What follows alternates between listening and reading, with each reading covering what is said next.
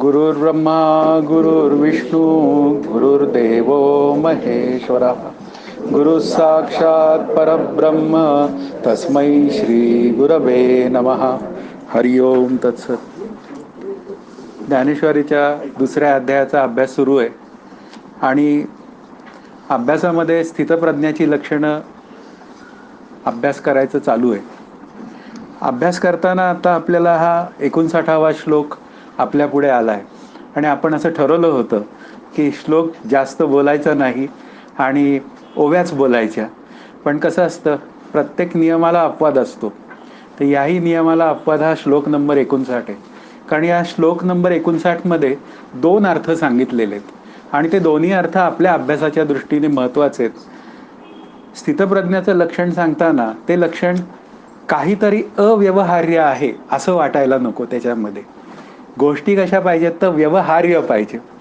नाहीतर ऐकणारा आणि बोलणारा यांची अशी एक समजूत होऊन जायची शक्यता असते की ही स्थितप्रज्ञाची लक्षणं आपल्या काही आवाक्यात नाहीत, ती माऊलींची आहेत, माझा आणि त्याचा काही संबंध नाही, अशी काहीतरी एक अंतःकरणात वृत्ती डेव्हलप होण्याची शक्यता असते. आणि ती वृत्ती आपल्या अंतःकरणातनं काढून टाकायला काही हरकत नाही. हे दोन्ही अर्थ कळल्यावर आपल्याला असं लक्षात येईल की माऊलींचं म्हणणं काय आहे तेही कळेल. त्यासाठी मी आज सकाळी माझ्या श्रीगुरूंशी डिस्कशन्सही केली की नक्की याचे अर्थ कसे, असेच लावायचे का. त्यांनी सांगितलं हो असेच लावायचे, अदरवाईज लोकांना अभ्यास करायची वृत्तीच निघून जायची व्यवस्था होऊन जाईल. म्हणून या स्थितप्रज्ञाचा विचार करताना 59वा श्लोक असं सांगतो, विषया विनिर्वर्तन्ते निराहस्य देहिनः रसवर्ज्य रसोप्यरय परम दृष्ट्वा निवर्तते. तर या श्लोकाचा विचार करताना इंद्रियांच्या द्वारा विषयांचे ग्रहण न करणाऱ्या देहतादात्म्यवान मूढाचे, रोग्याचे आणि तपस्व्याचे विषय निवृत्त होतात, परंतु मनातून विषयादिकांचा राग प्रेम जात नाही. परंतु हा स्थितप्रज्ञाचा अन्न हा रागही जातो. हे 3 भाग त्याच्यात केलेले आहेत. एक मूढाचा विचार केलेला आहे, एक तपस्व्यांचा विचार केलेला आहे आणि एक तिसरा जो विचार केला आहे तो स्थितप्रज्ञाचा विचार केलेला आहे. आपल्या दृष्टीने स्थितप्रज्ञाचा विचार महत्त्वाचा आहे. तर मूढांच्या विचारामध्ये त्याच्या वागण्यामध्ये आसक्ती असते, ह्यात काही दोष नाही. म्हणजे तो विषय आपल्या चर्चेचा नाहीच आहे पाहायला गेलं तर. कारण प्रेम, राग, आसक्ती हे तिन्ही तसे पाहायला गेलं तर एका अर्थाचेच शब्द आहेत. मग ही जी काय आसक्ती, प्रेम, राग हा जो विषय आहे तो मूढाच्या दृष्टीने आहेच, म्हणजे त्याच्याबद्दल काही बोलायची आवश्यकता नाही. पण प्रश्न असा आहे की तपस्व्याचे विषय निवृत्त होतात तर ते काय पद्धतीने होतात हा त्याचा विचार आहे. तोही विचार आपल्याला करायचा आहे. आणि तिसरा जो आहे स्थितप्रज्ञाचा अन्न हा रागही जातो. राग शब्दाचा अर्थ प्रेम, म्हणजे अन्नाविषयीचं प्रेमही निघून जातं. आणि या ओव्यांचं म्हणजे या श्लोकांवरचं भाष्य करताना ज्ञानदेव काय म्हणतायत की तै शरीरभाव नासती इंद्रिय विषय विसरती जै सोहम भाव प्रतिती प्रगट होय. आणि मग त्याच्यावर अर्थ लिहिताना आपल्या शंकर महाराजांनी असं लिहिलंय की त्याचबरोबर रसना देखील अन्न पाणी या देह निर्वाहाला आवश्यक असलेल्या विषयाला विसरून जाते. म्हणजे विसरून जात असेल तर मग त्याचं भरण पोषण कसं होणार त्या स्थितप्रज्ञाचं. मग हा नक्की अन्न खातो का नाही खातो, हे सगळे विषय आपल्या समोर येतात आणि ते विषय डिस्कस केले गेले पाहिजेत. मला स्थितप्रज्ञ व्हायचं आहे, पण स्थितप्रज्ञ होताना स्थितप्रज्ञाची एक्झॅक्टली काय लक्षणं असतात याचा विचार आपल्याला पक्का करायचा आहे. तर त्यासाठी मी थोडासा विचारसागर या ग्रंथाचा अभ्यास केला आणि तो प्रक्रिया ग्रंथ आहे. आणि त्या प्रक्रिया ग्रंथामध्ये जीवनमुक्ताच्या काही स्थिती कशा असू शकतात हा विषय डिस्कस केला आहे. तो इथेही आलेला आहे, आपण तो विचार त्याचा करणार आहोत. तर त्याचा विचार करताना इथे रस शब्दाचा अर्थ आपल्याला शंकर महाराजांनी प्रेम, राग, आसक्ती असा सांगितला. आणि असा सांगितला आणि त्यानंतर काय म्हणतात ते, पण स्थितप्रज्ञ अवस्था अन्नाची विस्मृती अशी व्याप्ती अनुभव सिद्ध आहे. त्याचे विवरण असे की शेवटी इथं ज्ञानदेवांनी म्हणलं की तो रसनेला देखील विसरून जातो. तर त्याची व्याप्ती कशी 3 प्रकारे होते ते त्यांनी सांगितलं. आणि ते सांगतात की सामान्य लोक सगळेच विषय राग भोगासहित भोगतात, त्याचा विषय आपला नाही. पण ब्रह्मसाक्षात्कार न झालेले जे विरक्त योगी जे आहेत, पण त्यांचीही आसक्ती गेलेली असतील ना, मग त्यांचीही आसक्ती गेलेली असेल तर त्यासाठी म्हणजे कशासाठी, तर ब्रह्मस्वरूपासाठी ही जी काय विरक्ती आसक्ती गेलेली आहे, तर ती विरक्ती गेलेली आसक्ती याचा विचार कसा करता येईल, हा त्यातला भाग आहे. की त्यामुळे रागनिवृत्ती करता ब्रह्मसाक्षात्कार व्हावा लागतो असा नियम नाही, की ज्याचा ब्रह्मसाक्षात्कार झालाय त्याची राग विस्मृती आणि प्रेम निघून गेलेले आहेत, अनासक्त झालाय, तशी ही या योग्यांची ही स्थिती असते. योगी म्हणजे कोण, विरक्त योगी. मग त्यांची स्थिती गेलेली असते पण ब्रह्मज्ञान झालेलं नसतं. तर मग त्याचं नक्की काय करायचं, ब्रह्मसाक्षात्कारासाठी म्हणजे त्या स्थितप्रज्ञाच्या लक्षणासाठी रसना या विषयावर काय बोलायचं. आपला जो विचार आहे की इंद्रिय सगळी ताब्यात येतील, 6 आपण 5 इंद्रियांचा विचार केला, पण त्यातलं जे रसना नावाचं इंद्रिय आहे ते ताब्यात यायला खूप कठीण आहे. ही ज्ञानदेवांची पुढच्या ओव्यांची भाषा आहे, ती आपल्याला समजली पाहिजे. आणि मग प्रश्न दुसरा असा एक येतो की ब्रह्मज्ञानी देखील बाधितानुवृत्तीने राग विराग पूर्वक सर्व विषया सेवनांबरोबरच अन्न खाण्यास प्रवृत्त होणे शक्य आहे. आता हे बोलणं व्यवहार्य आहे की जीवनमुक्त झाला, पण काय झालं, अन्नाविषयी असलेलं म्हणजे रसनेविषयी असलेली त्याची जी काय आसक्ती आहे ती निघून गेलेली असते. आता ती निघून गेलेली असते या शब्दाचा अर्थ काय, की तो आवड आणि निवड ही विशिष्ट पद्धतीने तो जपत नाही. मग आत्ता 12 वाजता आपल्याला जेवण रोज आपण जेवतो, ते मिळालं तर ठीक, नाही मिळालं तरी ठीक, म्हणजे दोन्हीकडेही तो काय असतो, रामकृष्ण हरी असतो. ही त्याची व्यवहार्य स्थिती आहे की जीवदशा बाधित झालेली आहे, आसक्ती निघून गेलेली आहे आणि आत्मसाक्षात्कार झालेला आहे. त्यानिमित्ताने बाधितानुवृत्तींनी तो कुठल्याही गोष्टींमध्ये मी करतो हा भाव नसल्यामुळे तो अजिबात रमतही नाही आणि रंगतही नाही. भले रसनेचा विषय असो नाही तर रसनेचा विषय नसो. मग त्याच्यापुढे असा एक विचार येतो आपल्या अंतःकरणात की त्या जीवनमुक्ताला आवड निवड असते का. कारण शेवटी स्थितप्रज्ञाशी लक्षण जोडायचंय ना, मग त्याला आवड निवड असते काय. हो, त्याला आवड निवड असू शकते, त्याला बटाटे वडाही आवडू शकतो, त्याला पोळी भाजी आवडू शकते. आवडीचा विषय असणं हा दोष नाहीये. आपल्याला दोष कुठं आहे ना हे समजून घ्यायचंय. आपल्या रसनेचा दोष कुठं आहे हे समजून घेतलं या स्थितप्रज्ञाच्या लक्षणातनं, तर आपल्याला लक्षात येईल की व्यवहार्य स्थितीमध्ये आसक्त होऊन जेवण जेवण्यात दोष आहे. पण तेच जर मी बाधितानुवृत्तीमध्ये असेल तर मी आसक्त न होता पण जेवू शकतो. अदरवाईज काय असतात, घरात आपल्या आवडीचं केलं की आपल्याला खूप बरं वाटतं. घरात 5-6 जण असतात, पण तेच दुसऱ्यांच्या आवडीचं असेल असं नाहीये. पण काही वेळा दुसऱ्यांच्या आवडीचं होईल, त्यावेळी आपल्या आवडीचं झालेलं नसतं, रसनेचा विचार चाललेला आहे. त्यावेळी मात्र घरात काय होऊन जातं, माझे श्रीगुरु म्हणतात ताटाचं सुदर्शन चक्र होतं. म्हणजे अनेक ते म्हणाले की पेशंट माझ्याकडे आलेल्या आहेत, छोट्या छोट्या मुली म्हणजे लग्न झालेल्या त्या काळातल्या. काय झालं तर ताटाचं सुदर्शन चक्र झालं म्हणून डोक्याला खोक पडली. तर हे जे काय आहेत ना, हे रसनेवर ताबा असलेल्याचं लक्षण नाहीये. बाधितानुवृत्तीने रसनेवर ताबा असणं काय पद्धतीने आहे आणि नसणं काय पद्धतीने आहे हा विचार करायचा आहे. पुढचा एक जो विचार आहे ती स्थितप्रज्ञाची गोष्ट, कारण शेवटी आपला जो अध्यायाचा संबंध आहे तो स्थितप्रज्ञाशी आहे. आणि स्थितप्रज्ञाची भाषा काय आहे की देहनिर्वाहास आवश्यक असलेल्या अन्नालाही त्याची रसना विसरून जाते. अखंड ब्रह्मानुसंधानामुळे त्याचा रसापासून रसनेचा निग्रह होत असतो. आता रसना हा जो विषय आहे तर तो जेवढी आवश्यक गरज आहे तेवढी सुद्धा तो विसरून जातो. आता तेवढी सुद्धा विसरून जात असेल आणि त्याचा देह भरण पोषण होत असेल तर त्याला उत्तर काय द्यायचं हा एक प्रश्न तयार होतो आपल्या अंतःकरणामध्ये.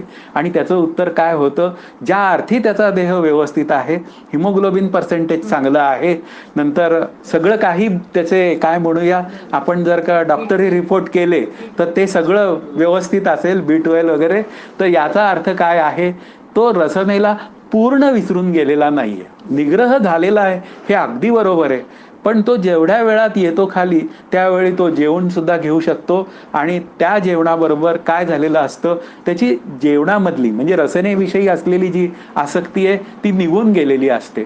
आणि असं जे काय बोलणं आहे इथं की ब्रह्मानुसंधानामध्ये त्याचा रसापासून रसनेचा निग्रह होत असतो, हे काही वेळा बोलणं अव्यवहार्य आहे असं वाटेल कदाचित. त्याचं कारण असं आहे, की आपण जर गजानन महाराज किंवा अक्कलकोटचे स्वामी किंवा असे काही लोकं घेतले, तर त्यांचं भरण-पोषण चाललेलं होतं का नाही? होतं. पण जेवणात किती लक्ष होतं त्यांचं? फार थोडं लक्ष होतं. मग असा विचार आपण करू शकतो, की त्याचा रसनेतला जो विचार आहे, तो बाधितानुवृत्तीने जगणाऱ्या स्थितप्रज्ञापेक्षा कदाचित लेस असेल. हा 2% मध्ये बाधितानुवृत्तीने सगळं भरण-पोषण व्यवस्थित करत असेल. 2च उदाहरणं माझ्या समोर आहेत, की एक आमचे श्री गुरु डॉक्टर काका आणि दुसऱ्या परमपूज्य मंदाताई. जर डॉक्टर काका विषय ॲज घेतला, तर ते म्हणतात, औषध वेळेवर घेतलं पाहिजे, जेवण वेळेवर केलं पाहिजे आणि मंदाताई घेतला विषय, तर मंदाताईंनी कुठलं टाइम टेबल पाळलेलं नाहीये. वैराग्य दोघांमध्येही काठोकाठ भरलेलं आहे. पण असं का फरक आहे? आता हे जे काय आहे, दोघंही स्थितप्रज्ञ आहेत. मग अशा वेळी आपण काय करायचं? हा त्यावेळी प्रश्न पडतो. मग त्यावेळी उत्तर असं येतं, की देहाची आसक्ती आत्यंतिक तुटून गेलेली असते ज्याची, देहासक्ती. त्याच्या ठिकाणी हा रसनेचा आणि बाधितानुवृत्तीने जगण्याचा असा विरोध असू शकतो. मग आपल्याला काय? मुख्य मुद्दा प्रश्न असा येतो, की मी काय करायचं? तर मी वेळेवर औषध घ्यायचं, नंतर बीपीच्या गोळ्या वेळेवर खायच्या, सगळं काही व्यवस्थित करायचं. पण कसं? अनासक्त वृत्तीने. रसनेचा जो विषय आहे, तो 2% बाधितानुवृत्तीमध्ये जे काय मिळालेलं असेल, ते मला काय केलं पाहिजे? खाल्लं पाहिजे. पण मुख्य मुद्दा काय आहे? अव्यवहार्य अवस्था ही आपल्याला परवडणारी नाही. मग व्यवहार्य अवस्थाचा विचार जेव्हा केला जातो, त्यावेळी मात्र तो विषय आपल्याला एका वेगळ्या पद्धतीने विचार करावा लागतो. आणि आपण बोलताना कसं बोलतो, की ह्या जीवनमुक्ताची किंवा स्थितप्रज्ञाची अविद्या काय झालेली असते? बाधित झालेली असते किंवा नष्ट झालेली असते. अशी एक भाषा बोलली जाते. पण हे जे काय घडणं आहे, रसनेचा विचार, त्याचा आपल्याला काहीतरी कुठेतरी संबंध लावला पाहिजे. मग ती अविद्या नष्ट झालेली असते, तर या अविद्येच्या 2 शक्ती आहेत. एक आवरण शक्ती आहे आणि एक विक्षेप शक्ती आहे. आपण ज्यावेळी विचार करायला जातो ना अभ्यासाचा, आता काय झालाय, हा हेअर स्प्लिट झालाय, की या बाधितानुवृत्तीने असलेल्याचं जीवन आणि या स्थितप्रज्ञाचं जीवन, दोघंही बाधितानुवृत्तीने जगणार आहेत. मग अविद्या अंश आणि एक कसा आहे? आवरण अंश. आत्मज्ञानामध्ये नक्की काय होतं? आवरण अंश जो असतो म्हणजे काय? आत्मस्वरूपाचे अज्ञान. तर ते जीवनमुक्तीमध्ये आवरण अंश निघून जातो. हे पहिलं लक्षात घ्यायचं. यातली बारीक जी खूण आहे ना, की त्याचा आवरण दोष निघून जातो. पण त्याची विक्षेप शक्ती आहे ना, ती शिल्लक राहते. आणि ती का शिल्लक राहते? की त्याचा आज जो देह त्याला मिळालेला आहे, तर त्या देहाला असलेल्या प्रारब्धामुळे विक्षेप राहतो त्याचा. आणि विक्षेप राहतो या शब्दाचा अर्थ काय? अविद्या निवृत्त झालेली आहे, पण अविद्या लेश शिल्लक राहतो. आणि त्या अविद्या लेशात त्याला काय होतं? 2% बाधितानुवृत्तीने हे जीवन जगावं लागतं. त्यामध्ये तो सगळं खातो, पितो, सगळं करतो. पण तो काय? त्याचा विचार कसा असतो? समर्थांसारखा. समर्थ काय म्हणतात? आम्ही काय कोणाचे? आम्ही रामाचे खातो, आम्ही रामाचे ऐकतो, आम्ही सगळं रामाचंच करतो. म्हणजे मुख्य मुद्दा काय आहे? त्यांच्या दृष्टीने राम आहे. मग राम काय, आत्माराम काय, दोन्ही काय आहेत? एकच आहे. तुझं सगुण म्हणू की निर्गुण, तू एकू गोविंदू रे. म्हणून अविद्यालेश जो आहे, तो अविद्यालेश त्याला काय करतो? ते प्रारब्ध भोगायला लावतो. आणि त्या प्रारब्धामध्ये रसना नावाचं जे काय इंद्रिय आहे, ते सुद्धा वर्कआउट होत असतं. जसं हे 4 ज्ञानेंद्रिय वर्कआउट होत असतात, तशी रसना नावाचं ज्ञानेंद्रियही होत असतं. त्याच्या पुढे एक जाऊन वाक्य असं आहे, की ज्ञानाचा विपरीत ज्ञानाशी म्हणजे अज्ञानाशी विरोध आहे, अज्ञान कार्याशी नाही. हे लक्षात ठेवायचं, की हा जो आत्मस्वरूपाचं ज्ञान आहे, त्याचा विरोध कोणाशी आहे? तर विपरीत ज्ञानाशी आहे, म्हणजे अज्ञानाशी आहे. म्हणजे कोणत्या अज्ञानाशी आहे? तर आत्मस्वरूपाच्या अज्ञानाशी आहे. पण अज्ञान कार्य जे आहे, काय अज्ञान कार्य आहे? आसक्ती, प्रेम आणि राग. हा रस नावाचा जो प्रकार आहे ना, या 3 गोष्टीत आला. मग ते अज्ञान कार्य नावाची जी गोष्ट आहे ना, तर त्या अज्ञान कार्याशी या ज्ञानाचा काही संबंध नाहीये. मग त्याच्याशी संबंध नसल्यामुळे त्याच्यावर म्हणजे त्याच्या रसनेवर, त्याची रसना 2% बाधितानुवृत्तीने तो जगतोय का त्यांनी 1% बाधितानुवृत्तीने जगतोय, याच्यावर आपण काहीही आक्षेप घेऊ शकत नाही. 2% बाधितानुवृत्तीमध्ये तो तुम्हाला कदाचित सर्व व्यवहार अगदी व्यवस्थित करताना दिसतो माझ्या श्रीगुरूंसारखा.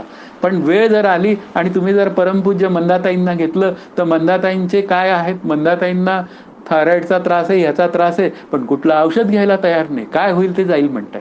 म्हणजे ही भाषा आहे. पण दोघंही काय आहेत, पुन्हा स्थितप्रज्ञ आहेत, जेवायची वेळ सांभाळत नाही, अवघड आहे. पण कसं आहे दोन्हीकडे काय आहे, स्थितप्रज्ञता आहे. हा विषय आपल्यासमोर येईल. म्हणून आपल्याला लक्षात काय घ्यायचं आहे की हे जे अज्ञान कार्य आहे ना, त्याचा विचार आपल्याला जास्त करायचा आहे, ते निवृत्त करायचं आहे. पण ते निवृत्त करताना ते कारणासहित झालं पाहिजे. आणि कारण काय आहे, आत्मस्वरूपाचं अज्ञान. पण त्याचा मात्र या कार्याशी काही संबंध नाही. फक्त आसक्ती प्रेम हे निघून जातं, पण त्या अविद्येचा संबंध मात्र म्हणजे अविद्यालेश राहतो. परंतु देहादी कार्याच्या निवृत्तीमध्ये प्रारब्ध कर्म प्रतिबंध राहतो, हाच अविद्यालेश. आपलं जे काय या जीवनातलं प्रारब्ध जे आहे, आज या घडीला आपण जर जीवनमुक्त असू तर ते प्रारब्ध मला भोगण्याशिवाय पर्याय नाही. वास्तविक आत्मस्वरूपाशी एकरूप झालेल्याला प्रारब्ध नावाची गोष्ट नाही. ही एक पण भाषा आहे. संचित प्रारब्ध क्रियमाण अवघा झाला नारायण, ही भाषा झाली आत्मस्वरूपाच्या बाजूनी. पण कल्पित अविद्येचा विचार जेव्हा आपल्यासमोर येतो त्यामुळे हा अविद्यालेश शिल्लक राहतो. आणि अविद्यालेश शिल्लक राहिल्यामुळे काय आहे, प्रारब्ध कर्म प्रतिबंध राहतो, हाच अविद्यालेश. आणि या अविद्यालेशामध्ये आपल्याला रचनेचा विचार करायचा आहे माऊलींच्या ओव्यांच्या निमित्ताने. पुढचा एक मुद्दा असा आहे की माऊलींच्या मताने जर आपण विचार करायला गेलो, कारण शेवटी आज आपण माऊलींच्या ग्रंथाचा अभ्यास करतोय, तर माऊलींच्या मते काय आहे, अविद्येचा नाश. माऊलींनी एका ठिकाणी म्हणले, येथ अविद्या नाश हे स्थळ, अशी भाषा बोललेली आहे. मग या अविद्या नाशाचा जो विचार आहे तो माऊलींच्या दृष्टीने इतर ठिकाणी तो कसा म्हणलाय, तर त्यांनी असं म्हणलेलं आहे की अविद्या नाश या शब्दाचा अर्थ बाध, सत्यत्व बुद्धी निघून जाणे, हा त्यातला भाग आहे. आणि सत्यत्व बुद्धी निघून जाणे या शब्दाचा अर्थ सत्यत्व बुद्धीमध्ये राग आहे, प्रेम आहे, आसक्ती आहे. आणि तीच वृत्ती जर माझी बाधित झालेली असेल ज्ञानरूप होऊन, तर माझ्या अंतःकरणातनं राग, द्वेष आणि आसक्ती हे 3 दोष निघून गेलेले असतात. आणि रसना नावाचा काय म्हणूया भाग आहे, तो मात्र कसा आहे, तो बाधितानुवृत्तीने उरलेला असतो.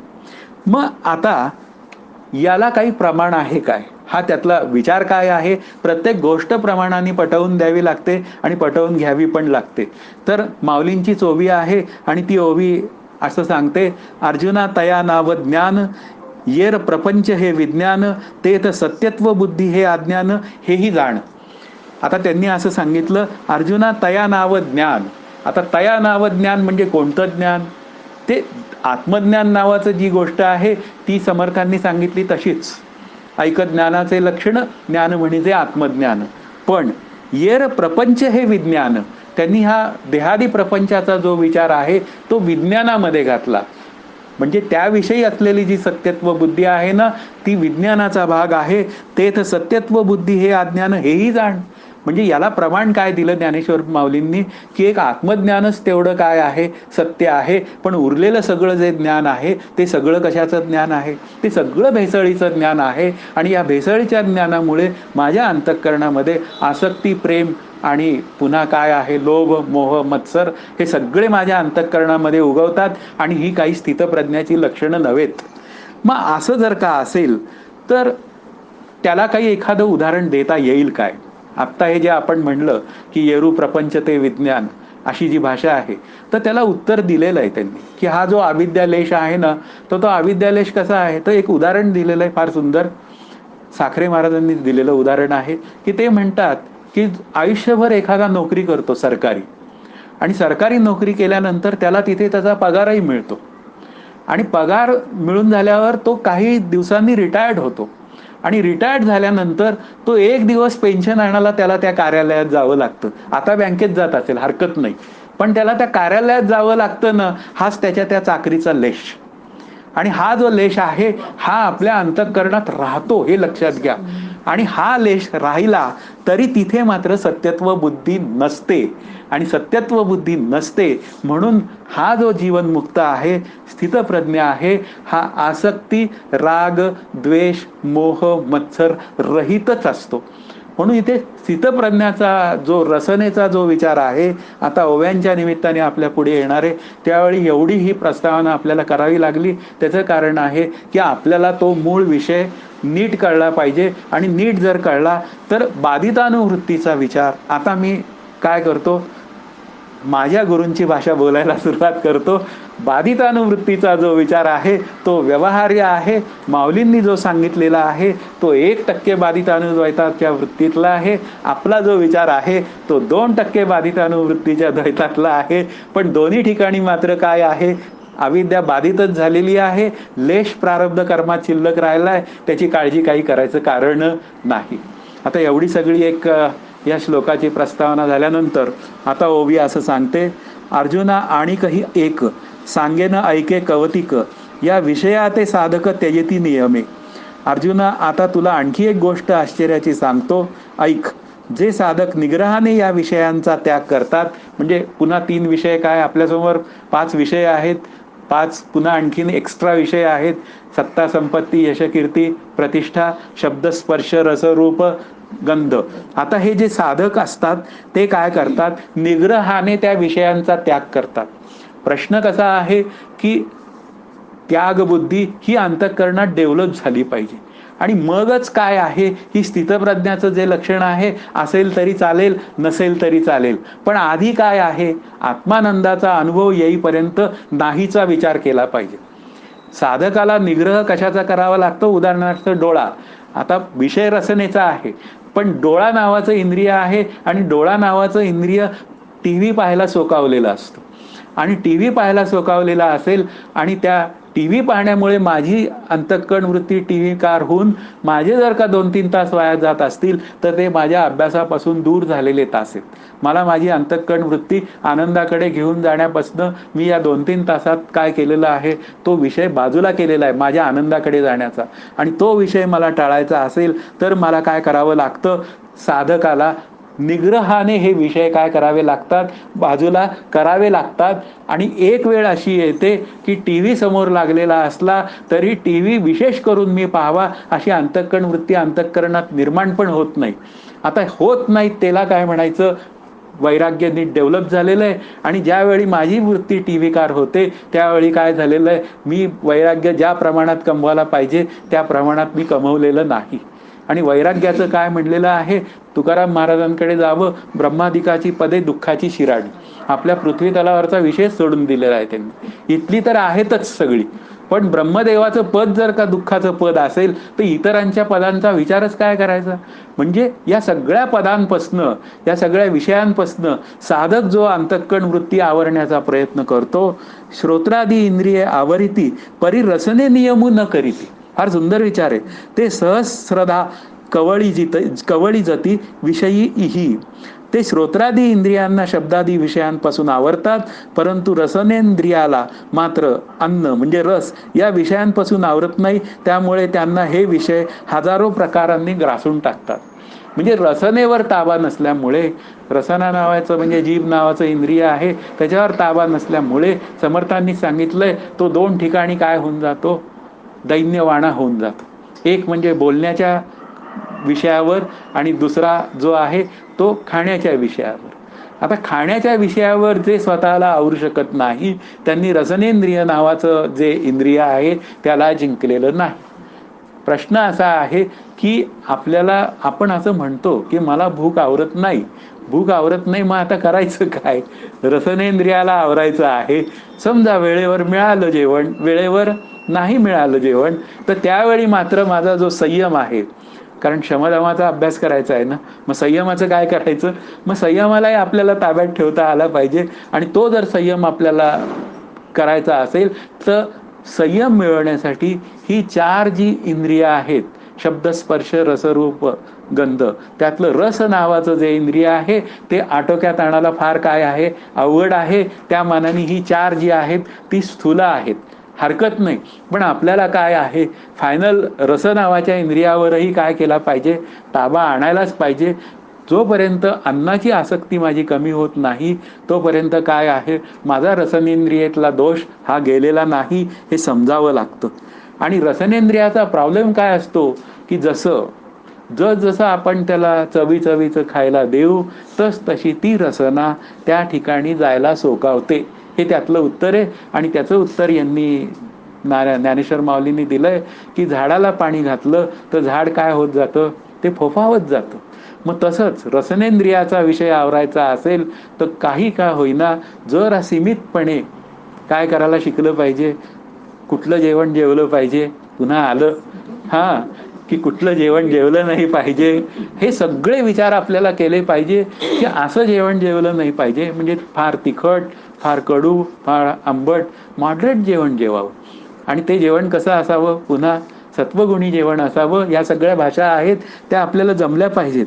पुढे असं म्हणतात, येरा इंद्रिया विषय तुटे तैसा नियमून न ये रसहाटे, जे जीवन हे न घटे येणे विण.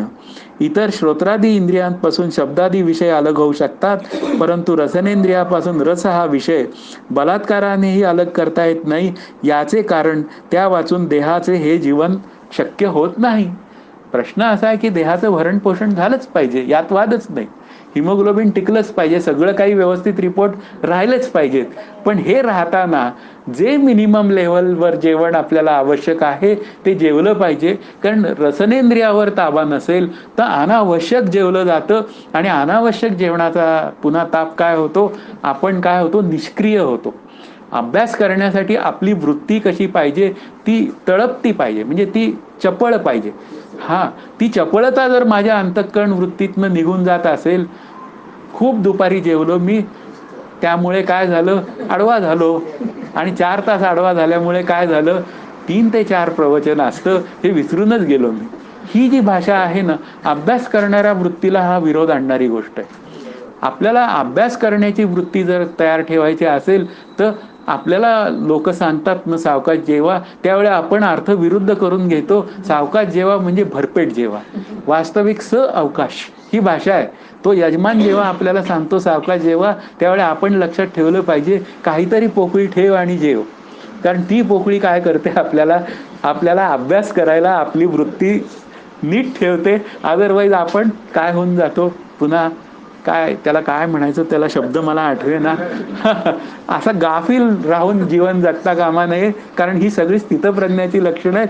म्हणून हे जे रसना नावाचं इंद्रिय आहे त्याला आपण कितीही ताब्यात ठेवण्याचा प्रयत्न केला तरी ते इंद्रिय आपल्याला काय करतं, ते दैन्यवाणं जीवन जगायला लावतं. त्यासाठी आत्तापासूनच आपल्याला काय केलं पाहिजे, जीवन जगायला सुरुवात नीट केली पाहिजे. अदरवाईज मरताना हाल होतात, हे आपल्या लक्षात येत नाही. हां, मरताना काय होऊन जातं, असतो कॉटवर आणि आता तुला काय पाहिजे विचारलं तर तो म्हणतो मला भजी पाहिजे. आता कुठून आणून द्यायची याला, असं काहीतरी जीवन तयार होतं. म्हणून रसनेला हे काय केलं पाहिजे, जीवन जगलं आपल्याला, त्याला पकडलं पाहिजे व्यवस्थितरित्या. त्या रसनेचा काय केला पाहिजे, शांतपणा सिद्ध केला पाहिजे. म्हणून ही रसनेंद्रिय 6 वाजता सकाळी जर भजी मागितली तर कुठून आणून द्यायची याला भजी हॉस्पिटलमध्ये. पण हे सगळं काही असं घडतं.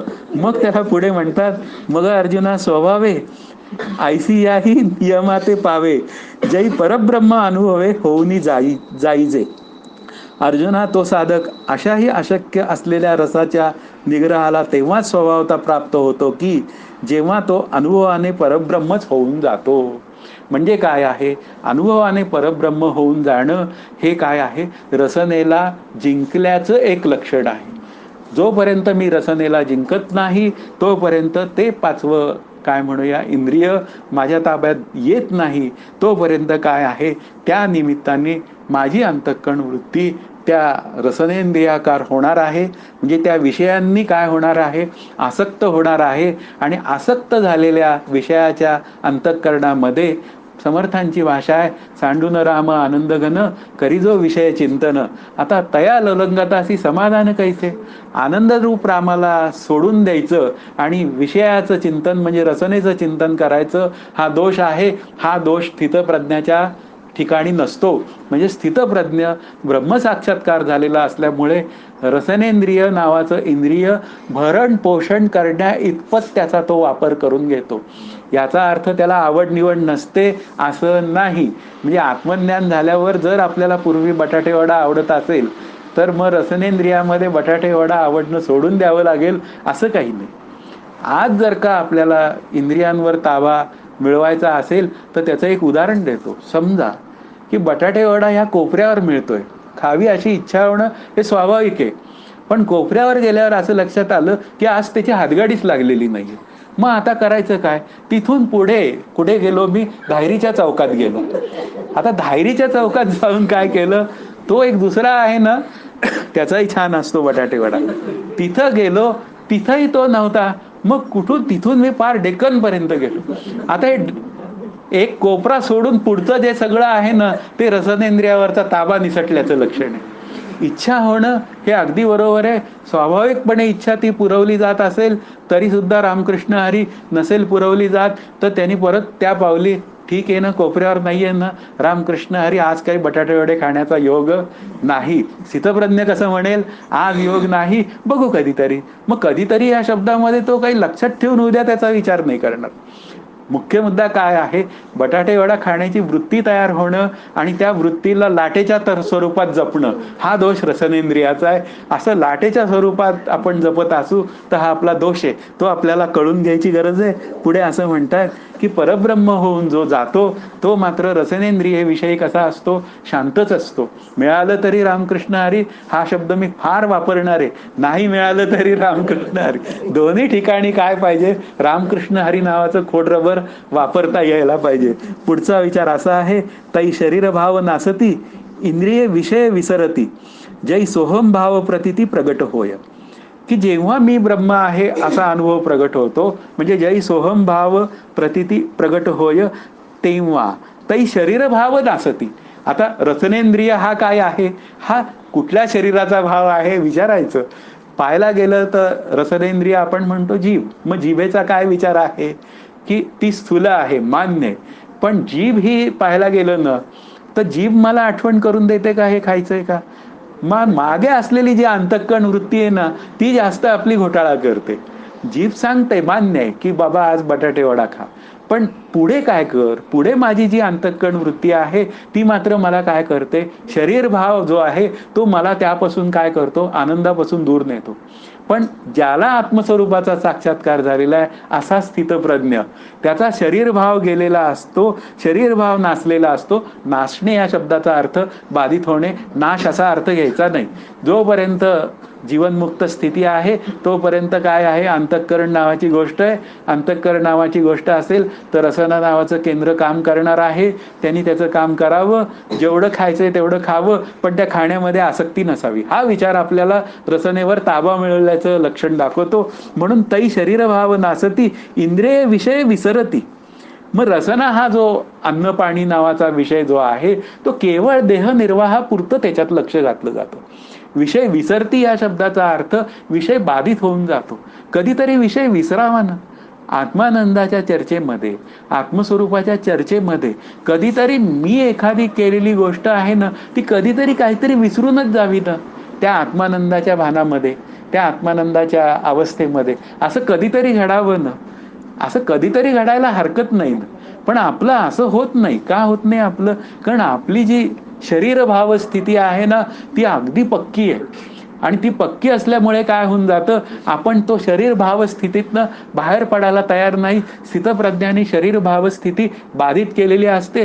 ते स्थूल शरीर, 5 महाभूतांचं सूक्ष्म शरीर, 3 गुण त्याच्यामध्ये, पुन्हा काय झालं? उपजते नाशे, म्हणजे ते उपजतात, 5 महाभूतांचे असतात. म्हणून काय झालं? ते मिथ्या आहे. आणि ही प्रत्येक मिथ्या गोष्ट आत्मस्वरूपाच्या सत्तेवर आहे. तो आत्मा मी आहे. म्हणून हे सगळं माझ्या सत्तेवर आहे. मग रसना कोणाच्या सत्तेवर? माझ्या सत्तेवर का रसनेच्या सत्तेवर मी? अशी भाषा आपल्या अंतःकरणात तयार होते. ज्यावेळी रसनेच्या सत्तेवर मी जातो त्यावेळी रसनेकडनं मी काय होऊन जातो? दैन्यवाणा होऊन जातो. पण ज्यावेळी आत्मस्वरूपाच्या सत्तेत मी असतो, म्हणजे साक्षात्कार रूप झालेला असतो, तेव्हा मात्र रसना नावाची गोष्ट मी म्हणते तशी चालते. ती आसक्त होऊन ती जीवन जगायला आपल्याला लावू शकत नाही. हा विचार आहे. पुढच्या 60व्या श्लोकाच्या निमित्ताने आता बोलतायत, येरवी तरी हे अर्जुना, हे आया नये साधना जे रहाटताती जतना निरंतर. एरवी अर्जुना, इंद्रिये कोणत्याच साधनांच्या साहाय्याने आटोक्यात येत नाही, जे साधक इंद्रियांना विषयांपासून जपण्याकरिता अखंड प्रयत्न करत असतात. मुख्य मुद्दा काय आहे की इंद्रिय ताब्यात आणणं ही फार मोठी कठीण गोष्ट आहे. आपल्याला अभ्यास करताना काय सांगितलं जातं, मध्येच हा विषय आणलाय. वास्तविक स्थितप्रज्ञाचा विषय असताना हा विषय का आणला?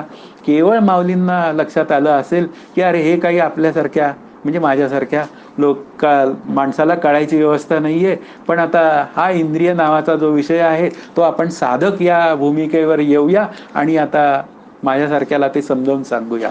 मग असं जेव्हा विचार येतो त्यावेळी मात्र काय आहे की ही जी काय यमनियमांची भाषा आहे किंवा शमदमाची भाषा आहे ती वाटते तितकी सोपी नाहीये. बोलायला खूपच सोपी आहे. 1 तास बोलायला शमदमावर काहीच अडचण नाहीये. पण खुर्ची सुटली की सगळा गोंधळ सुरू होतो.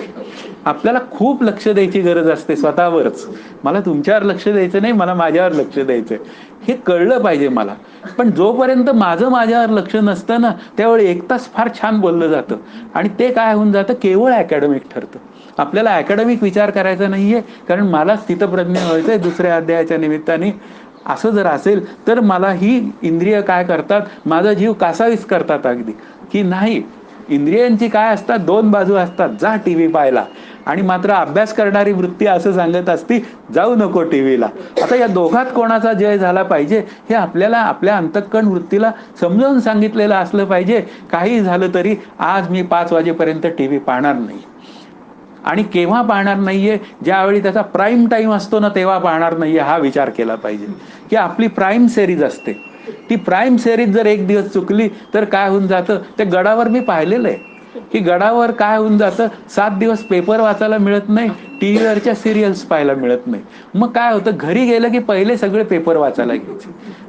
घरी गेलं की काय झालं, घरच्यांना विचारायचं त्या टीव्ही सिरियल्सचं काय झालं, हे आता काय होणार पुढचं. म्हणजे इतकं सगळं जे काय आहे ना चिंतन, हे इंद्रियांवर ताबा न मिळवल्याचं लक्षण आहे.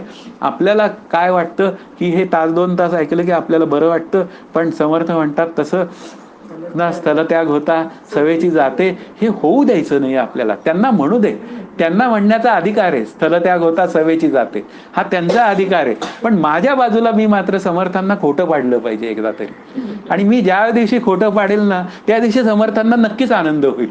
समर्थ म्हणतील खरंच तुला मी मानला. ही भाषा आपल्या अंतःकरणात तयार झाली पाहिजे.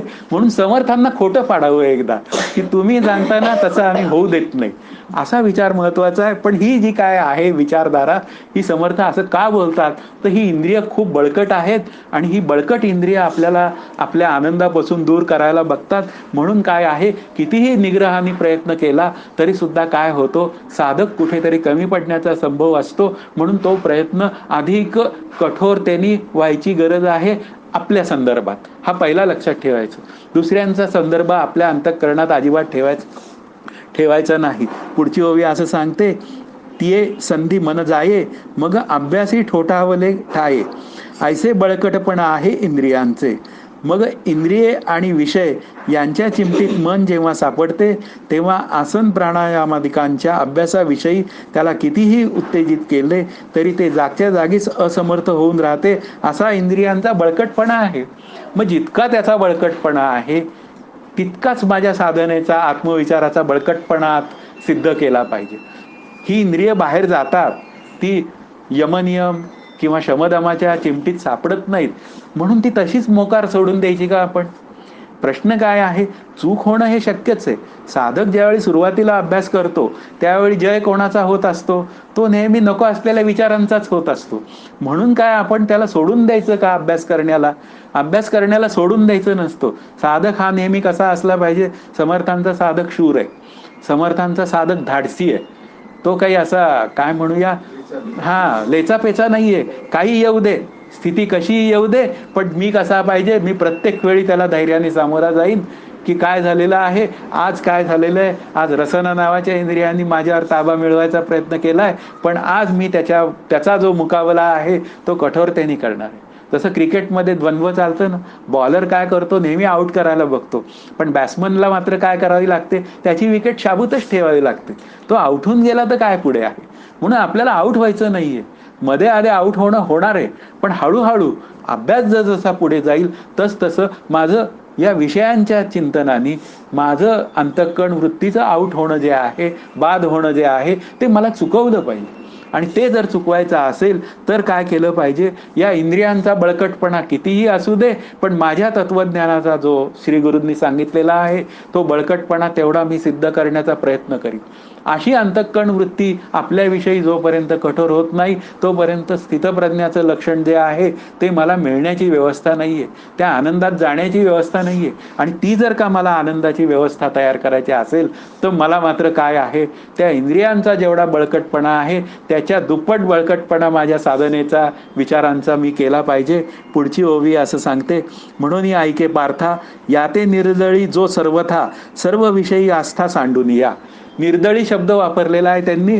म्हणून अर्जुना ऐक, सर्व विषयांविषयीची सर्व प्रकारांनी आसक्ती सोडून जो या इंद्रियांचे दमन करतो. आता विषय काय आला, इंद्रियांचे दमन.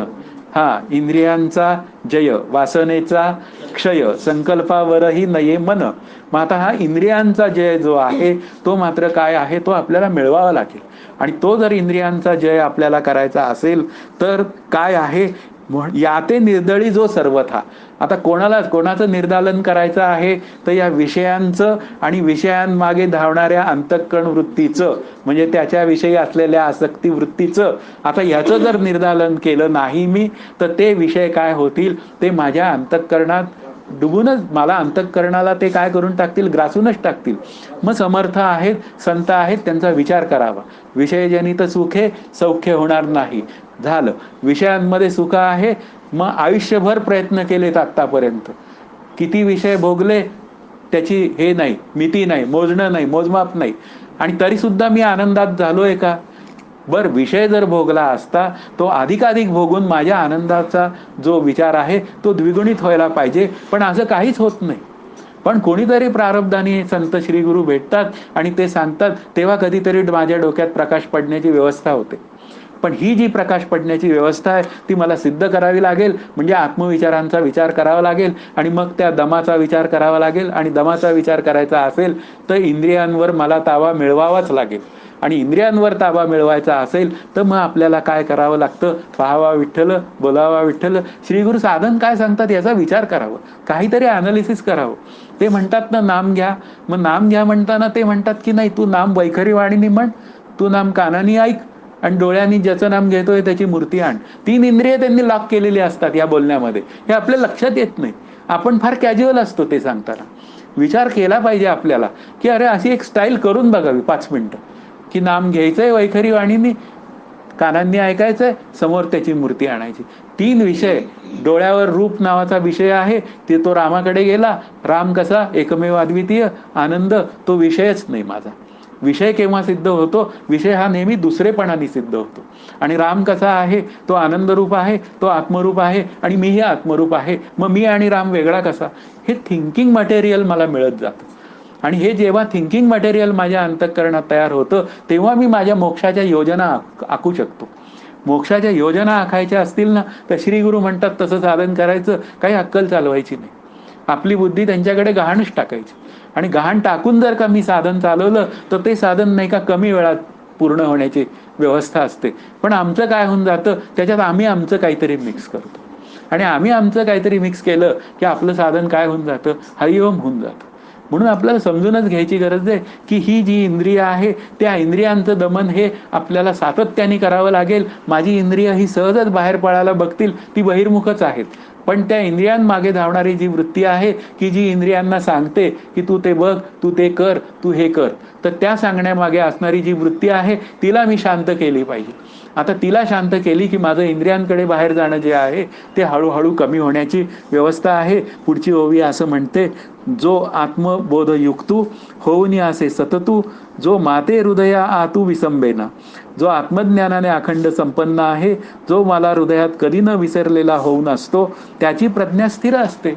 जो आत्मज्ञानात स्थिर असतो तो विषयांमध्ये नसतो. आता 2 वाक्य तयार झाली ना. याच्यामध्येही 2 वाक्य एकदा सांगितलेली आहेत. काय सांगितलेली आहेत, की मी शांत आहे आणि मी सुखात आहे, हे जमलं. पण मी अशांत आहे आणि मी सुखात आहे, ही 2 वाक्य जमणारच नाही. अशांतस्य कुतो सुखम. अशांत हा कधीच सुखी नसतो. म्हणजे ही जी 2 वाक्य आहेत ती आपल्याला समजूनच घ्यायची पाहिजे, की जो माते हृदया आतू, हृदय शब्दाचा अर्थ अंतःकरण. आपल्या अंतःकरणामध्ये ज्यांनी आत्मानंदाचा सोहळा भोगलेला आहे, तो मात्र काय आहे, तो विषयांकडे ढुंकून सुद्धा जात नाही. आणि मागच्या ओवींमधचा जर का आपण रेफरन्स घेतला तर आनंद त्याच्याकडनं पराभूत होतो आणि विषय त्याच्याकडनं नागवले जातात. ही भाषा बोललेली आहे बघा ज्ञानेश्वर माऊलींनी स्थितप्रज्ञाचं लक्षण सांगताना, की आनंद पराभूत होतो या शब्दाचा अर्थ तो सहजच आनंदात असतो, कुठलाच विषय त्याला आनंद देऊ शकत नाही.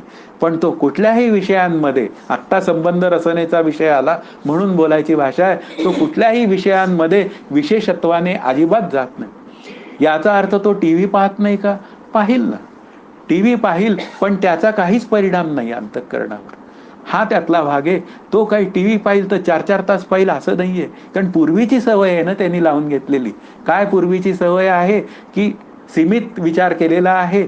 ज्या सेरीज माझ्या अंतःकरणाला दूर करतात आनंदापासून, त्या सेरीज पाहण्याचंच बंद केलेलं आहे. माझ्या श्रीगुरूंनी एक सेंटेन्स बोलून टाकलेलं आहे, की जो सेरीज पाहतो टीव्ही मधल्या, तो कधीही जीवनमुक्त होण्याची व्यवस्था नाही त्याच्या जीवनामध्ये. आपल्याला काही गोष्टींचं काय करावं लागणार आहे, नियोजनच करावं लागणार आहे. आणि नियोजनच करायचं असेल म्हणजे माझी प्रज्ञा जर का स्थिर करायची असेल, प्रज्ञा शब्दाचा अर्थ बुद्धी असा घेऊया, आणि माझी बुद्धीच जर का स्थिर करायची असेल तर ती आत्मस्वरूपामध्ये स्थिर झालेली असली पाहिजे. आणि ती जर आत्मस्वरूपामध्ये स्थिर झालेली असेल म्हणजे ती नामस्मरणामध्ये असली तर स्थिर प्रज्ञा. ती समजा आत्मविचार करत असेल तर स्थिर प्रज्ञा. विषयांचा विचार करतीये पण विशेषत्वाने करत नाहीये. ती गरज आहे तेवढाच व्यवहार्य जो विषय आहे, विचार आहे, तेवढाच करती आहे. ती सगळी प्रज्ञा कशी आहे, बाधितानुवृत्तीने असलेली आहे. त्या प्रज्ञेतलं कर्तृत्व जे आहे ना ते गेलेलं आहे. त्यामुळे कर्तेपणा गेला म्हणून भोगतेपणा गेला, आणि भोगतेपणा गेला म्हणून तो कसा झाला, अकर्ता झाला. मग अकर्ता व्हायचं असेल तर काय केलं पाहिजे, आधी कर्तेपणा सोडला पाहिजे. मग कर्म करूच नये काय, तर कर्म करायचं, पण करून काय करायचं, ते कर्म ईश्वरार्पण बुद्धीने करायचं. त्याचं कर्तेपण सोडायचं, आणि कर्तेपण सोडलं तरी सुद्धा काय आहे, त्याच्यासमोर केलेल्या कर्माचं फळ येणार आहे की नाही, येणार आहे. पण ज्यावेळी तो करता नाही म्हणून तो काय नाही, भोगता नाही. करताही नाही, भोगताही नाही, तर मग काय आहे, काहीतरी तर आहेच पाहिजे ना. काही नाही ही कशी काय सिच्युएशन तयार होईल. काही नाही म्हटलं की झालं शून्यवाद सिद्ध. पण काही नाही असं नाही तर तो आनंदात आहे. हा विचार आपल्याला पक्का लक्षात ठेवला पाहिजे. आनंदाचं लक्षण एक अकर्ता होणं आहे. मग अकर्ता व्हायचं असेल तर काय केलं पाहिजे, आत्मज्ञान संपन्नता आपल्याला आली पाहिजे. मग तो पुढचा विचार असं सांगतो, माझं बरोबर आहे का, ओवी कोणती आहे ती पुढची, 317 झाली, 18वी. मला वाटलं फॅननी पान उलटलं का काय. येरवी बाह्य विषय तरी नाही, परी मानसी होईल जरी काही, तरी साध्यन तुची पाही संसारू असे. एरवी बाह्य विषयांचा इंद्रियांशी संबंध नसला, त्यांचा त्याग केला असला तरी सुद्धा मनात जर काही विषय भोग वासना असेल तर तो संपूर्ण संसार देहात पुष्कळच आहे असं जाण. बाहेरचा विषय त्याग केला पण अंतःकरणात मात्र काय आहे, विषय वासना आहे. हा, मग ती विषय वासना जर माझ्या अंतःकरणात असेल तर ती विषय वासना मला अंतःकरणात आहे म्हणून ती बाहेर जायला लावीलच. मग असं आत आणि बाहेर या शब्दाचा अर्थ उपाधीच्या आत म्हणजे अंतःकरणात, आणि उपाधीच्या बाहेर म्हणजे इंद्रिय जेव्हा बाहेर सगळ्यांना बघतात किंवा एखाद्या विषयी व्यवहार करतात त्यावेळी. आता तो विषय जो आहे इंद्रियांच्या बाहेर, इंद्रियांच्या साह्याने होणारा जो विषय आहे, त्या विषयाला आपण जर तो विषय, तो जो काय म्हणूया व्यवहार आहे, तो व्यवहार जर का आनंदाचा करायचा असेल तर पुन्हा आपल्याला तुकाराम महाराज सांगतात, पाहावा विठ्ठल, बोलावा विठ्ठल, करावा विठ्ठल जीवभाव. सोपी साधनेच्या पद्धती उचलाव्यात, की बाहेर जे पाहिला तो विषय कसा आहे, तो विठ्ठल रूपच आहे. मग आता पुढे माझी अंतःकरण वृत्ती तीही विठ्ठलाकार, आणि मी सुद्धा कोण, विठ्ठल रूपच. मग असं जर असेल तर त्या विठ्ठलाबरोबर जेव्हा वर्तन करायची वेळ येते व्यवहाराच्या निमित्ताने, त्यावेळी ते वर्तन माझं कसं असलं पाहिजे हा विचार आतमध्ये येतो. तेव्हा ते वर्तन माझं आनंदाचं असलं पाहिजे. आणि आनंदाचं असलं पाहिजे याचा अर्थ प्रत्येक व्यक्ती, प्रत्येक पदार्थ यांच्याविषयी तरतम भाव नसला पाहिजे. आपल्याला नेहमी हा जवळचा तो लांबचा ही भाषा असतेच आपल्या अंतःकरणात. ती कायम आपल्याला सोडली पाहिजे. आणि ती जोपर्यंत सोडत नाही तोपर्यंत काय आहे, कोणाविषयी तरी द्वेष आहे, कोणाविषयी तरी प्रेम आहे.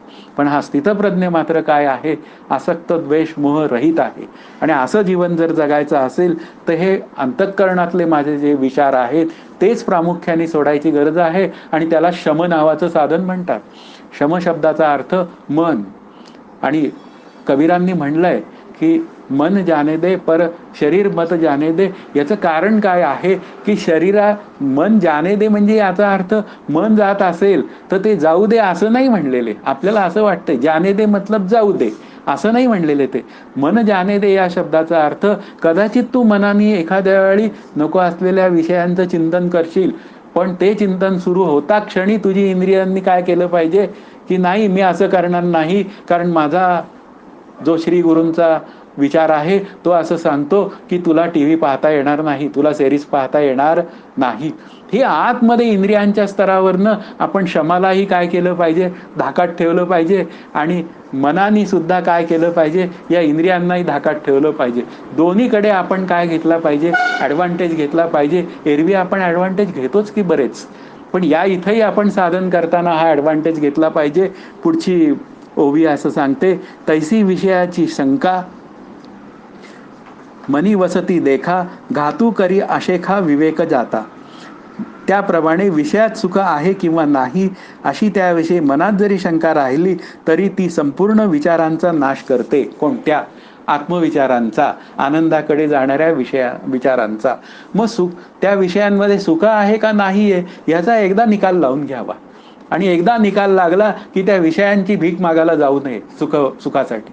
की सुख, आपण एक चहा नावाचा विषय घेऊया की चहा नावाचा विषय घेतला, मग चहात सुख आहे की नाही असा जर विचार केला तर आपण लगेच म्हणतो हो चहात सुख आहे, कारण चहा प्यायल्यावर मला बरं वाटतं.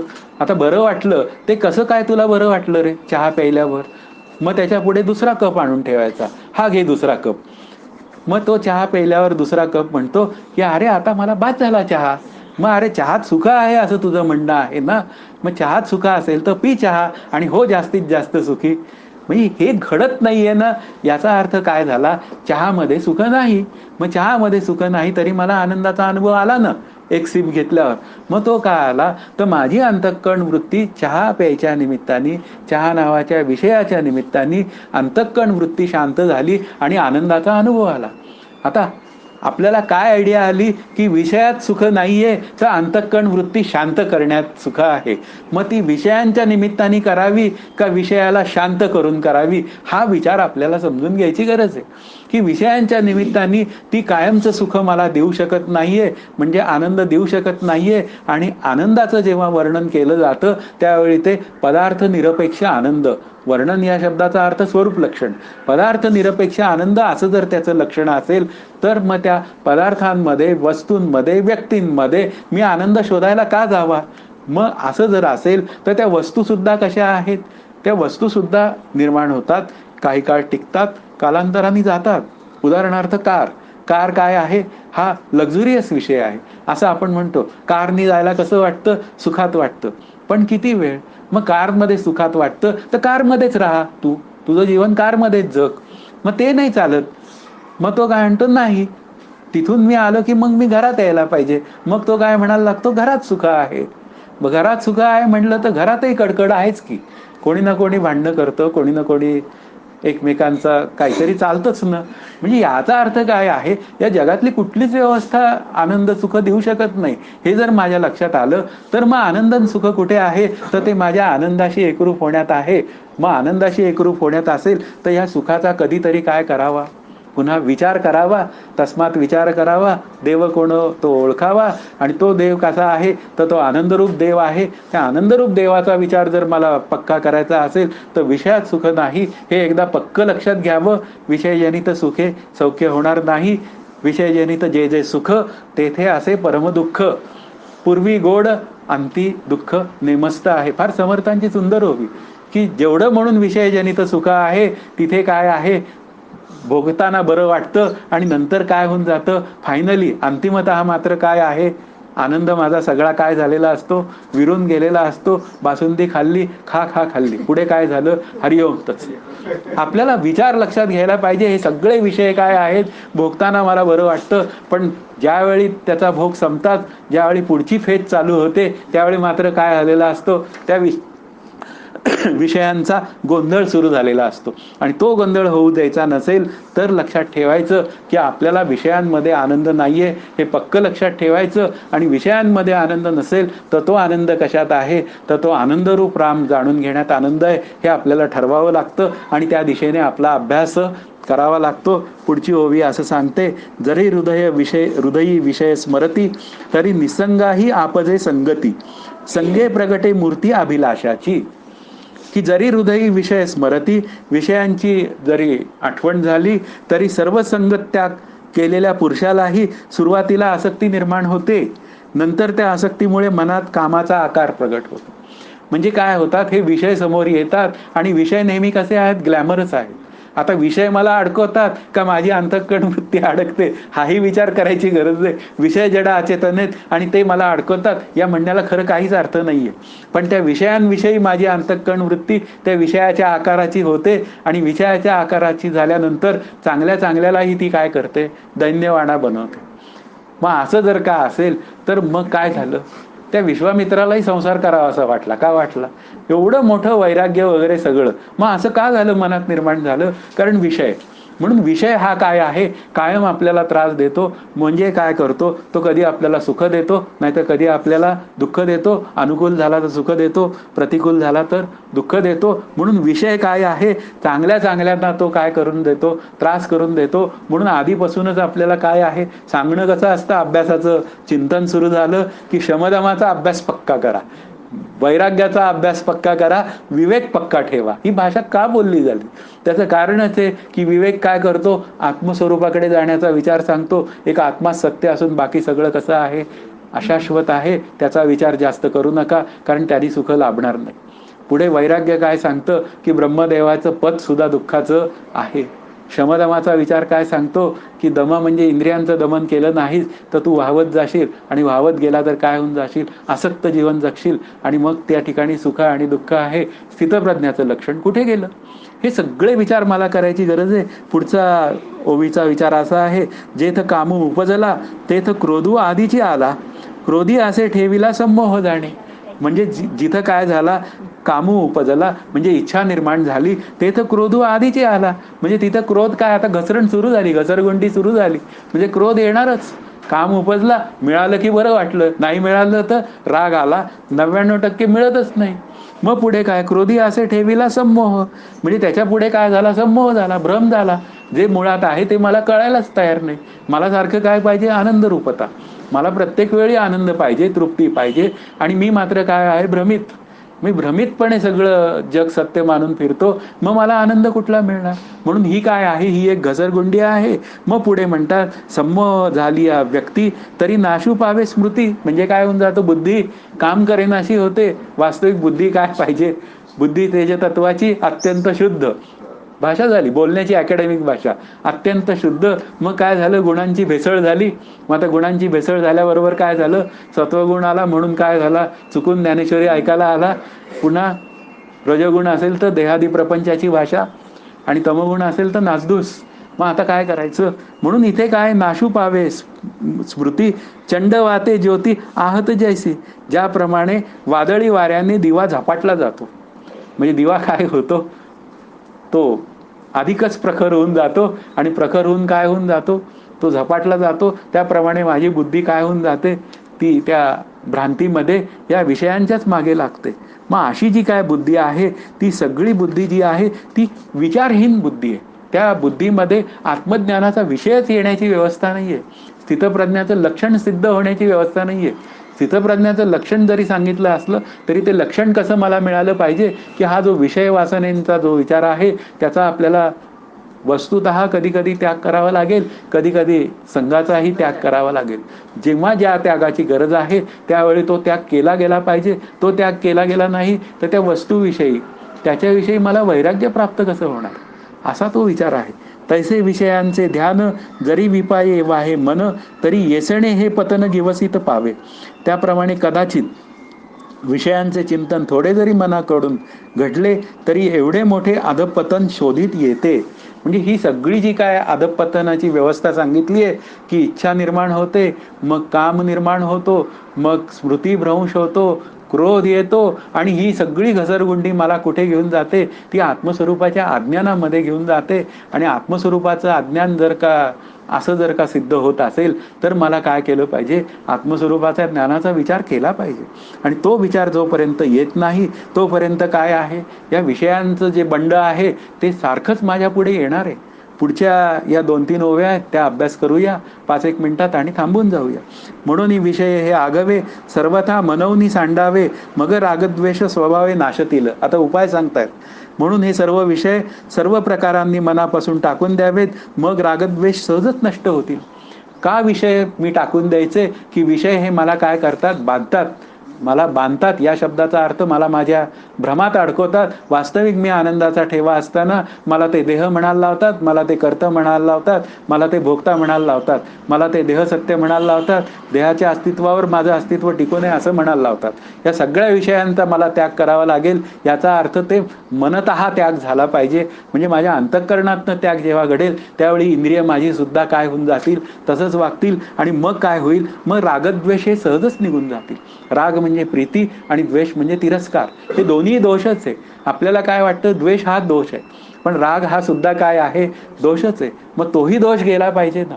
रागामध्ये काय आहे, आसक्ती आहे, आणि द्वेषामध्ये काय आहे, तिरस्कार आहे. आणि दोन्ही कशासाठी आहे पुन्हा, मी एखाद्याचं वर प्रेम करतो ते कशासाठी, तेही माझ्या आनंदासाठी. आणि एखाद्याचा द्वेष करतो तेही कशासाठी, माझ्या आनंदासाठी. मग दोन्ही करून मला आनंद मिळतो का, हा विचारच करायची गरज आहे. दोन्हीकडे मी काय होऊन जातो, बाजूलाच पडतो आनंदापासून. म्हणून रागद्वेष टाळायचे असतील तर या विषयांना मी मनापासून त्याचा काय केला पाहिजे, त्याग केला पाहिजे. विषय कसे आहेत, मिथ्या आहेत. पुन्हा गाडी कुठे आली, सत्सतासत विलक्षण अनिर्वचनीय मिथ्या, सत्य लक्षणांशी जुळत नाहीत, नाही म्हणावेत तर भासतात, भासू देत. म्हणून त्यांच्याविषयी ठोस असं काही बोलता येत नाही. आज साखर हा विषय कसा आहे, छान आहे. जोपर्यंत डायबिटीस सिद्ध होत नाही तोपर्यंत साखर विषय चालेल. चहात साखर अगदी चालेल, 1 नाही 2 चमचे टाका. पण ज्या दिवशी डायबिटीस सिद्ध होतो त्यावेळी आपण त्याला विचारलं, साखर किती घालू, 2 टाकू मागच्या वेळेसारखी चहामध्ये, ते म्हणतो नाही नाही, साखरेचा त्याला कण सुद्धा दाखवू नका चहाला. याचं कारण काय, एक विषय पूर्वी होता बरा आणि आता काय झाला असा. म्हणजे हे सगळं जे आहे, विषय कधी बरे वाटतात आणि कधी काय वाटतात, नको वाटतात. मग असं जर असेल तर विषय काय आहे, हे नेहमी फ्लक्च्युएट होणारे आहेत. म्हणजे सत्सतासत विलक्षण अनिर्वचनीय. मग अशा विषयांमध्ये आपण काहीही अंतःकरण वृत्तीला आपण त्याच्यामध्ये जाऊ देण्याचं काही कारण नाही. पार्था आणि काही एक जरी नासले रागद्वेष, तरी इंद्रियाविषयी बाधक रमता नाही. अर्जुना, आणखी एक असे आहे की जर रागद्वेष नष्ट झाले तर इंद्रियांच्या द्वारा विषयात रमले असता ते बाधक होत नाही. फार सुंदर विचार सांगितलाय. जर अंतःकरणात रागद्वेष जर का बाजूला झाले तर इंद्रियांच्या द्वारात विषयांमध्ये रमले असता ते बाधक होत नाही. म्हणजे ते विषय मला त्रास देऊ शकत नाही. आपल्याला विषयांमध्ये इतकी परफेक्शन आपली बुद्धी अंतःकरण वृत्ती तयार केली पाहिजे की माझ्या अंतःकरणामध्ये त्या विषयांचा त्रासही झाला नाही पाहिजे आणि त्या विषयांचा लोभही तयार नाही झाला पाहिजे. अशी जेव्हा अवस्था येईल त्यावेळी काय झालेलं आहे, त्यावेळी माझी जीवनमुक्तीकडे शमदमावरची जी काय भाषा बोलली जाते ती सहजच मला जमायला लागलेली आहे. म्हणून या विषयांचं जे काय चिंतन आहे ते आपल्याला आधी त्याज्य म्हणजे ते वैराग्य त्याच्याविषयी आलंच पाहिजे. आणि मग नंतर एखादा विषय जरी माझ्या शेजारी आला तरी सुद्धा मला काय होऊन जातं, ते माझ्या शेजारी आलेलं आहे पण मी त्याच्याविषयी आसक्त अजिबात नाही. असे बाधक न ठरण्यापर्यंत मला त्यांचा काय करावा लागतो, एका हद्दीपर्यंत बोललं तर राग येईल, तिरस्कारच करावा लागतो. आणि जोपर्यंत तिरस्कार करत नाही या विषयांचा, नको त्याचा तिरस्कार आहे आणि पाहिजे त्याचा तिरस्कार नाही, अशी भाषा आहे. की एखादी व्यक्ती असते तिचा तिरस्कार आहे. का तिरस्कार आहे, वास्तविक ती रामरूप. आणि जे विषय मला गुंतवतात त्याचा तिरस्कार नाही अंतःकरणामध्ये, ते मला पाहिजेत. असं चालणार नाही. पुढे असं म्हणतात, तरी विषया तया काही आपण पे वाचुनी नाही, मग विषय कवण काही बाधतील कवणा. शिवाय त्या पंचविषयात देखील आत्म्या वाचून दुसरे काही नाही असा अद्वैतानुभव असेल तर मग कोणते विषय कोणाला व कशी वाला आणतील. जावं ना त्या सूर्यावर, सूर्यदृष्टीने काय करावं, या पृथ्वीवरील त्या किरणांकडे, सूर्यकिरणांकडे पाहावं ना, तर लक्षात येतं की अरे काय, सूर्यावरची किरणं ही सूर्यापेक्षा वेगळी नाहीच आहे, सूर्यरूपच आहेत. मग आत्मस्वरूपाची ऐक्यता प्राप्त झाल्यानंतर हे विषय कसे झाले, विषय जो झाला त्यांचा त्यांचा नारायण माझा व्हायला पाहिजे. आणि माझा व्हायचा असेल तर काय केलं पाहिजे, पुन्हा आत्मस्वरूपाची भाषा ही पक्की आहे. आत्मस्वरूपाकडे जावं, मग ते विषय मला काहीच करू शकत नाही, ते मला बाधूही शकत नाही, काही करू शकत नाही. मग त्याला म्हणायचं 2% बाधितानुवृत्तीने भोगलेला विषय. मग त्यावेळी बटाटा वडा डेक्कनवर जाऊन खाल्ला ना तरी हरकत नाही. कारण मला साखरे महाराजांनी सांगितलंय की माझा जर मिथ्यात्व निश्चय झाला असेल तर डेक्कनवर जाईपर्यंतचा सत्यत्व निश्चय माझ्या मिथ्यत्व निश्चयाला काही बिघडवू शकत नाही. पण जोपर्यंत मला आत्मज्ञान होत नाही तोपर्यंत कोपऱ्यापेक्षा पुढे जायचं नाही. कोपरा म्हणजे किती हे लिमिट लक्षात घेतलं पाहिजे. हा विचार जेव्हा कळेल त्यावेळी अद्वैत चिंतनामध्ये काहीच अडचण नाहीये. बटाटे वडाही कसा आहे, ब्रह्मरूप आहे, खाणाराही ब्रह्मरूप आहे, करणाराही ब्रह्मरूप आहे, काही अडचण नाही. पण जोपर्यंत मला ब्रह्मरूपता येत नाही तोपर्यंत बटाटे वडा आवडीने खायला परवानगी नाही. कसल्या आवडीने, विशेष आवडीने खायला परवानगी नाही. हा खा, काही अडचण नाहीये. पण त्याच्यामध्ये माझी अंतःकरण वृत्ती गुंतूनही नंतर त्याचं चिंतन करत असेल, अननेसेसरी खायला काहीच हरकत नाही. 2 दिवस त्याचं चिंतन चालत असेल त्या विषयाचं, तर मला बटाटे वडा खायला परवानगी नाही, हे आपल्या अंतःकरणात ठरवावं लागेल. असेच जे काय अनेक विषय असतात, माझा मुलगा, माझ्या घरातल्या वस्तू, माझं सगळं काय जे असेल ते, माझी संपत्ती, हे सगळे विषय काय आहेत, हे असेच या लायकीचे आहेत. पण आत्मस्वरूपाची ऐक्यता झाल्यानंतर त्या विषयांमधलं जे काय अडकवणं जे नावाचं तंत्र असतं ते मात्र काय झालेलं असतं, ते बाजूला करता येतं, ते बाजूला झालेलं असतं. ऐसा आपणची केवळू होऊनी असे निखळू, तयाची प्रज्ञा अचळू निभ्रांत मानी. असा जो शुद्ध निरुपाधिक स्वरूपाने सर्वत्र रूपच होऊन राहतो, त्याची प्रज्ञा स्थिर आहे असे तू निसंशयपणे जाण. ऐसा आपणची केवळू होऊन असे निखळू, म्हणजे असा जो अचळू निखळू, म्हणजे जो स्वतःला वेगळं ठेवतो आधी आणि वेगळं ठेवून स्वरूपाशी एकरूप होतो आणि स्वरूपाशी एकरूप होऊन जेव्हा तो स्वरूप दृष्टीने सगळ्यांना पाहतो त्यावेळी त्याची प्रज्ञा आत्मस्वरूपात स्थिर झाली असल्यामुळे तो कसा आहे, तो स्थितप्रज्ञ आहे. त्याच्या अंतःकरणात कुठेही इकडं तिकडं इजा दुजा व्हायची व्यवस्था नाही. असा इजा आणि दुजा दुसरा संभवतच नाही. मग दुसरा संभवतच नसेल तर काय आहे, मग भरला घनदाट हारी दिसे, नंतर त्रिभुवन संचले विठ्ठले गा, या वृत्तीपर्यंत जायला, या स्थितप्रज्ञाचं लक्षण सिद्ध व्हायला ही जी काय व्यवहार्य भूमिका, महत्वाचा विचार काय आहे की हे लक्षण व्यवहार्य असलं पाहिजे. स्थितप्रज्ञाचं रसना नावाचं लक्षण आहे, ते खूपच जिंकायला अवघड आहे. पण रसना नावाचं लक्षण जीवनमुक्त स्थितीमध्ये 2% बाधितानुवृत्तीने कार्यरत असतं. ही जर का व्यवहार्य भूमिका आपण घेतली तर आपल्याला स्थितप्रज्ञता येणं म्हणजे आत्मस्वरूपाची ऐक्यता सिद्ध करण्यासाठी प्रयत्न करणं, याविषयी काही संशय ठेवायची गरज नाही. तो आत्मविचारांचा जो पाठलाग आहे तो सतत करावा आणि असं माऊली सांगते सतत स्थितप्रज्ञ व्हावं. अशीच एवढ्या या ओव्यांची आणि त्या श्लोकाची एक काय आहे आपल्याला आज्ञा आहे असं समजूया आणि आपण तसा विचार करून आज इथे थांबूया. जय जय रघुवीर समर्थ. हरिओम तत्सत.